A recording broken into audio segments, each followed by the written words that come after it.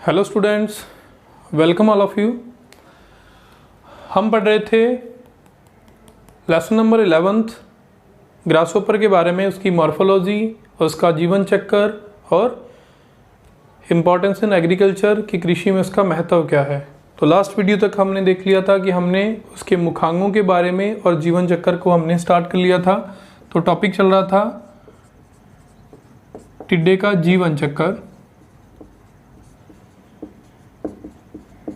इसके अंदर आपने 2 पॉइंट लिख लिए थे। फर्स्ट था अपूर्ण कायांतरण क्या होता है ये बता दिया था। जिसको नहीं पता कि अपूर्ण कायांतरण किसे कहते हैं, वो पहले इसका ग्रासहोपर के 11th जो चैप्टर का सेकंड पार्ट आप देख के आइए। फर्स्ट और सेकंड दोनों देखिए, फिर आप थर्ड पार्ट स्टार्ट करना।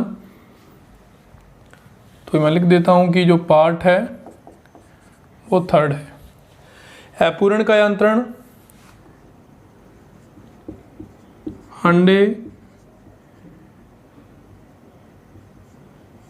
निम्फ या शिशु और वयस्क। एग, निम्फ और एडल्ट, 3 फेजेस हैं अपूर्ण कायांतरण के अंदर। तो हमें सबसे पहले हेडिंग डालनी है अंडे या एग की।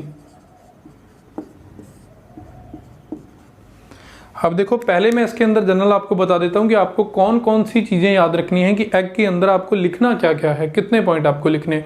देखो, एक तो आपको लिखना है हमेशा कि अंडे देगा कौन, फीमेल देगी, मादा देगी। तो मादा कब देगी, मतलब निषेचित अंडे देगी या अनिषेचित अंडे देगी। तो उसके अंदर आप लिखोगे कि जो निषेचित अंडे हैं वो नर और मादा आपस में मैथुन क्रिया करेंगे, कॉपुलेशन करेंगे और उसके बाद एग लेइंग करेंगे। एक बात हो गया। उसके बाद जो मादा अंडे देगी वो अंडे देगी कहाँ, पत्तियों के ऊपर देगी, पत्तियों की निचली सतह पर देगी, मिट्टी के अंदर देगी। वो आपको याद रखना है कि कहाँ अंडे दिए जाएंगे। तीसरी बात कि अंडे जो होंगे वो सिंगल सिंगल करके दिए जाएंगे, मतलब एक अंडा देगी एक बार के अंदर, या एक से ज़्यादा अंडे मतलब समूह में देगी या एकल अवस्था में देगी। एक बात आपको ये याद रखनी। उसके बाद बात आएगी कि कलर कैसा अंडे का। मोस्टली आपको क्रीमी वाइट कलर के एग मिलेंगे। ऐसा तो नहीं कि ब्लैक कलर के अंडे हैं, ब्राउन कलर के हैं। वही सिंपल वाइट कलर के एग होंगे। उनका साइज होगा जो अगर आप याद करने की कोशिश भी करोगे तो इतने ज़्यादा इंसेक्ट अगर आपने पढ़ने हैं, थर्ड लेसन भी पढ़ोगे, तो लाइफ साइकिल के अंदर आप ये चीज़ें नहीं याद रख सकते कि उसका इतना सा साइज है, इतने mm का एग है, इतनी लंबाई है, इतनी चौड़ाई है। तो उस पर आप ज़्यादा फोकस मत रखिए। जो मैं आपको पॉइंट बता रहा हूँ उसी पे रखना है। फर्स्ट कि मैथुन क्रिया करने के बाद कितने दिनों के बाद अंडे देंगे। सेकंड, अंडे कहाँ दिए जाएंगे। थर्ड, अंडे एकल अवस्था में दिए जाएंगे, सिंगल सिंगल करके दिए जाएंगे या ग्रुप में दिए जाएंगे, और अंडे कौन से महीनों में दिए जाएंगे। क्लियर। तो अब इसके अंदर अपनी बात करते हैं टिड्डे के जीवन चक्र के अंदर। फर्स्ट हेडिंग पढ़ रहे हैं एग। एग के अंदर हम बात करेंगे कि जो नर और मादा टिड्डे हैं ये आपस में मैथुन की क्रिया करते हैं और अंडे देना स्टार्ट कर देते हैं। तो देखिए जी, अंडे देने का जो सीजन है वो क्या है। तो इसके अंदर मैं लिख देता हूं सितंबर का लास्ट वीक, जिसको हिंदी में अंतिम पखवाड़ा बोलते हैं, और अक्टूबर का फर्स्ट वीक। सितंबर का लास्ट वीक, अक्टूबर का फर्स्ट वीक, ये इसका टाइम है कि इस टाइम के अंदर जो ग्रासहोपर हैं वो अंडे देने का काम स्टार्ट करते हैं। मतलब सितंबर के अंतिम पखवाड़े में और अक्टूबर के प्रथम पखवाड़े के अंदर नर और मादा टिड्डे मैथुन करेंगे और अंडे देना शुरू कर देते हैं। तो अब देखिए, अब इसके अंदर मैंने आपको एक डायग्राम बनवाया था ग्रासहोपर का। मान लो कि ये फीमेल का मैं डायग्राम फिर से बना देता हूं।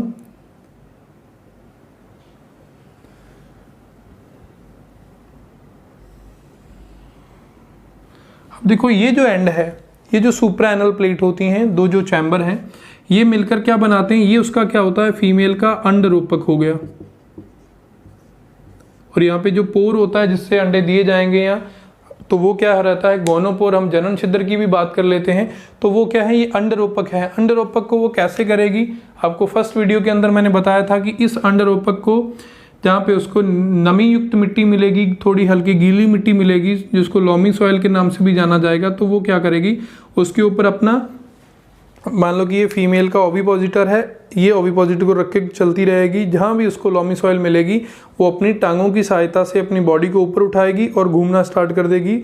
और यहाँ पे जो ये 2 प्लेट्स होती हैं ऐसे हैं कि जैसे आप ड्रिल करते हो दीवार के अंदर वो मशीन लाके, तो वैसे सेम ये एज ए ड्रिल का काम करते हैं। दोनों ओविपोजिटर की जो प्लेट्स होती हैं और वो नीचे की मिट्टी के अंदर वो ड्रिल करेगी। कैसे करेगी दिखा देते हैं आपको। मान लो कि ये उसका एब्डोमेन यहाँ पे ऐसे हो गया।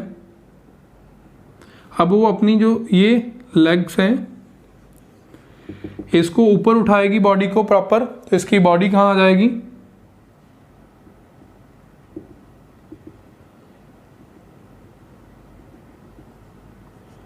तो देखो ऐसी बॉडी हो गई। इसको फिर इसको रोटेट करती रहेगी यहाँ पे, तो जो गीली मिट्टी है उसके अंदर इसका जो एग चैम्बर होता है वो ड्रिल करेगा, नीचे की तरफ आएगा और यहाँ पे जो वी शेप का एक खड्डा बनेगा, ये वाला जो खड्डा बना, इसके अंदर पहले झागदार जो द्रव होगा वो छोड़ा जाएगा, फिर उसके ऊपर अंडे दिए जाएंगे, फिर उसके ऊपर वो झागदार द्रव जो है वो छोड़ दिया जाएगा। बाद में वो जो झागदार एक लिक्विड होता है जो वो इसके ऊपर अंडों के ऊपर वो पूरे का पूरा सूख जाता है, जैसे सीमेंट लगाया हो, तो सीमेंट लाइक स्ट्रक्चर बन के अंडे उसके अंदर सेफ रहते हैं। अब ये अंडे जो लॉमी सॉइल के अंदर दिए जाएंगे ये 9 महीने तक या 8 से 9 महीने तक, जब तक रेनी सीजन नेक्स्ट नहीं आता तब तक क्या करते हैं, ये मिट्टी के अंदर वैसे ही पड़े रहते हैं। अगर इसके ऊपर कोई प्रेशर भी पड़ता है, कोई चीज़ भी निकलती है, इसके ऊपर दबाव आता है, तो ये फूटते नहीं है। क्यों? क्योंकि एक वैसे एक सीमेंट लाइक स्ट्रक्चर के अंदर प्रॉपर सेफ रहेंगे। तो ये उसके अंडे देने का प्रोसेस हो गया और अंडे समूह में दिए जाएंगे। एक बार में 100 से 120 से 150 अंडे भी दिए जा सकते हैं। तो ये रहता है अंडे देने का जो उसका प्रोसेस है। तो ये आप देख सकते हो, इसका स्क्रीनशॉट भी ले सकते हो।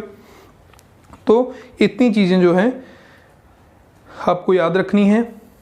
तो इससे जो अंडे निकलने का जो समय है, अंडे से जो बच्चे निकलने का टाइम है, वो इसके 9 महीने के बाद होगा।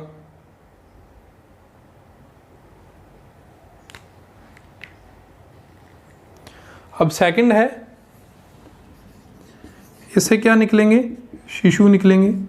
अब देखो जैसे ही 8 से 9 महीने के बाद रेनी सीजन स्टार्ट हो जाएगा, आप सितंबर के बाद आप काउंट कर सकते हैं 9 मंथ कितने हो गए। अक्टूबर हो गया, नवंबर हो गया, दिसंबर हो गया, जनवरी, फरवरी, मार्च, अप्रैल, मई या जून।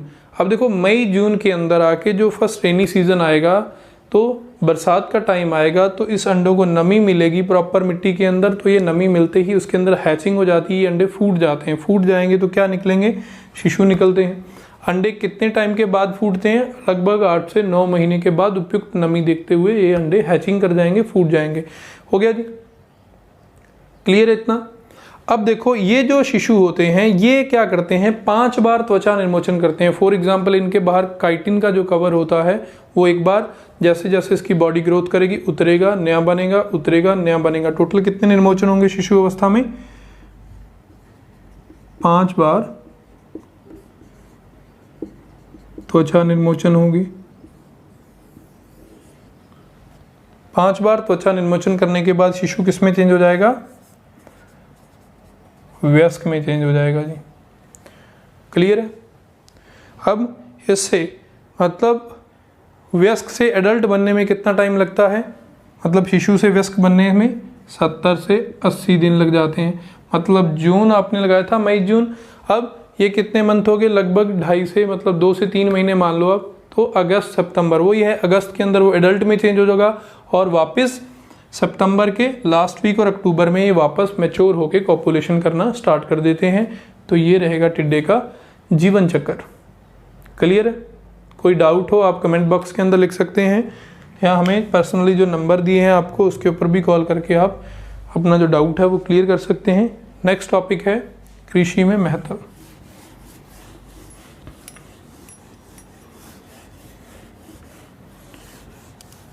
नेक्स्ट अपने बात करते हैं कृषि में महत्व।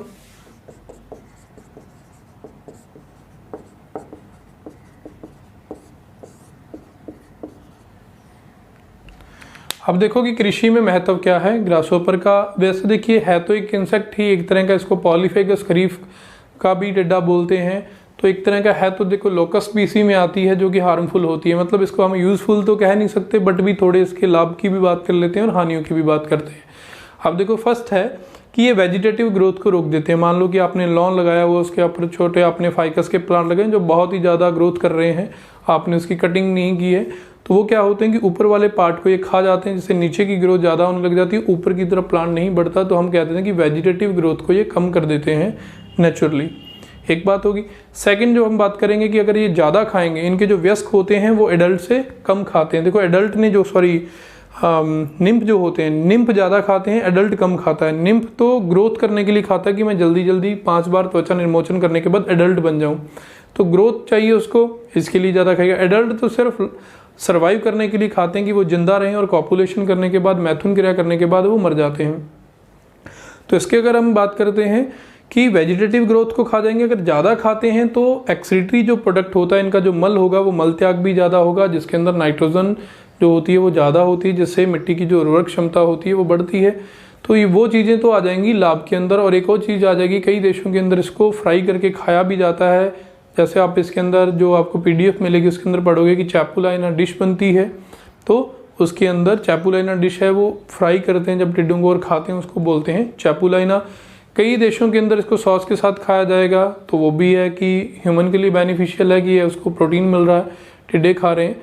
अब इसके बाद आ जाएंगे, अगर इसकी हानियों की हम बात करें तो लोकोस्टिडी का आपने नाम सुना है, सेम इसी का है। अगर हम यहाँ ग्रासहोपर की बात करते हैं, टिड्डे की बात करते हैं हम, तो अगर लॉस की बात करते हैं तो लॉस इसका देखिए काटने और चबाने वाले मुखांग होते हैं। अगर ये एकल अवस्था में अटैक करेगा, मतलब एकल करेंगे तो इतना ज़्यादा नुकसान करते नहीं है। नॉर्मली आपने देखे होंगे ग्रासहोपर जिसको मामा घोड़ा बोलते हो, अगर ये थोड़े बहुत ग्रुप के अंदर, वो ग्रुप जो फॉर्म होती है वो लोकस्ट में ही आती है। इनकी जो ऑर्थोपोटेरा की लोकस्टिडी फैमिली के अंदर सिस्टोसर्का ग्रिगेरिया रेगिस्तानी टिड्डी आती है, वो ज़्यादा नुकसान करती है। तो कृषि में महत्व के अंदर पहला आ जाएगा कि वेजिटेटिव ग्रोथ को रोकते हैं, मिट्टी की उर्वरता जो बढ़ जाती है। दूसरे हैं कि पारिस्थितिकी तंत्र के अंदर, एक इकोसिस्टम के अंदर जो इसके प्रीडेटर होते हैं उनको खाना मिलता है इनसे, तो एक पारिस्थितिकी तंत्र बना रहता है। चैपुलाइना डिश बनती है, ठीक है, और कई जगह इसको सॉस के साथ खाया जाएगा। तो इसके अंदर एक मिलेगा कि ओलोन नामक व्यक्ति है, अमेरिका का जो मूल निवासी था ओलोन, तो ये क्या करता था, ये खड्डे के अंदर लाइट जगा के इनको अट्रैक्ट करता था और उसको पकड़ के खाने के लिए, मतलब इसको पकड़ के रखता था। ये सारी की सारी जो चीज़ें आ जाएंगी, ये इसका कृषि में महत्व आ जाएगा। तो महत्व के अंदर हमने मेन जो इसके फ़ायदे थे वो हमने देख लिए कि हमें इसका क्या महत्व मिल रहा है। बाकी उसमें इतना बड़ा लॉस नहीं है कि कभी आपने सुना होगा कि टिड्डे सारी क्रॉप को ख़त्म कर दिया, टिड्डे खा गए, ये ऐसा कभी देखने में मिलता है। ये टिड्डी के अंदर हम बात करते हैं कि जो लोकस्ट है, तो हम थर्ड लेसन के अंदर क्रॉप पेस्ट के अंदर पॉलीफेगस पेस्ट पढ़ेंगे कि लोकस्ट, सिस्टोसर्का ग्रिगेरिया वो क्या नुकसान करती है। वो भी ऑर्थोपोटेरा में आती है, लेकिन जो टिड्डे होते हैं वो एक तरह की एकल अवस्था होती है, ये नुकसान नहीं करते। तो हमारा जो 11th लेसन था वो हमारा कंप्लीट हो गया है। इसमें टोटल लेसन के अंदर आपको कोई भी प्रॉब्लम हो तो अब हमें जो आपको स्क्रीन के ऊपर आपको नंबर दिए गए हैं, कॉन्टैक्ट नंबर, उसके ऊपर कॉल कर सकते हैं, कमेंट बॉक्स के अंदर कमेंट कर सकते हैं। टोटल हमारी कोशिश यही रहेगी कि जितना भी ये टोटल +2 का सिलेबस है, आपको इसी चैनल के ऊपर सारे चैप्टर वाइज आपको अवेलेबल हो जाएंगे। एक चैप्टर की 2 या 3 वीडियो हम अपलोड किया करेंगे, तो आप इसके लिए हमारे चैनल को सब्सक्राइब कर सकते हैं। लाइक और सब्सक्राइब करिए, शेयर करिए अपने फ्रेंड्स के साथ। टोटल सिलेबस आपको इसी चैनल के ऊपर मिलेगा। आज के लिए इतना ही। Thank you.